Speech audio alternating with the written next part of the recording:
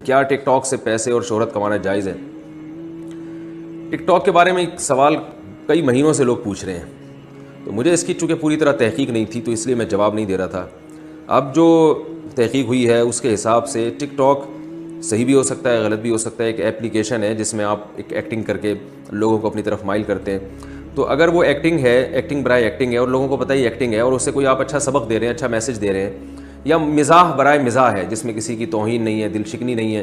اور صرف ایک مزاح ہے، یا کوئی اچھا میسج دیا جا رہا ہے تو جائز ہے۔ لیکن جو زیادہ تر اس کا استعمال ہو رہا ہے بیہودہ چیزوں میں ہو رہا ہے۔ لڑکیاں بالکل بے پردہ ہو کر اپنی فحش تصاویر لگاتی ہیں، فحش نہ بھی ہوں تو جوان لڑکی کے لیے اس طرح سے لوگوں کو اپنی طرف مائل کرنا ایکٹنگ کے ذریعے یا کسی بھی طریقے سے، یہ بالکل حرام ہے، ناجائز ہے۔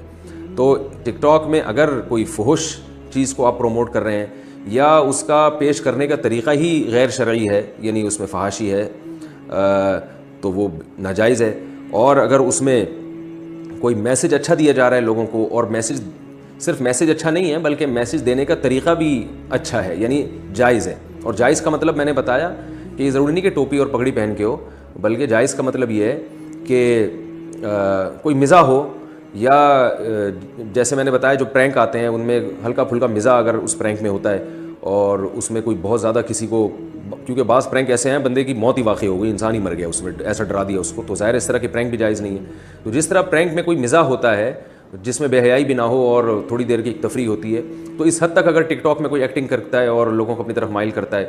اور پھر ایک کوئی میسج دیتا ہے، اچھا میسج یا اچھا نہ بھی ہو، کم از کم ایک جائز میسج ہو، یعنی ایک جائز پیغام دیا جا رہا ہو جائز طریقے سے، تو پھر وہ جائز ہے۔ لیکن عام طور پر جو ٹک ٹاک میں ہو رہا ہے وہ ایک بےہودگی ہے۔ جوان لڑکیاں اپنی طرف، یعنی اپنے ویورز بڑھانے کے لیے یا اپنے آپ کو دنیا کے سامنے ظاہر کرنے کے لیے جس بےہودگی کا مظاہرہ کر رہی ہوتی ہیں، وہ سب کو پتہ ہی ہے، یہ بالکل حرام ہے، ناجائز ہے۔ قرآن مجید میں اللہ تعالیٰ کا ارشاد ہے، جو لوگ بھی اہل ایمان میں بے حیائی کو پھیلاتے ہیں ان کے لیے دنیا میں بھی دردناک عذاب اور آخرت میں بھی۔ دنیا کا دردناک عذاب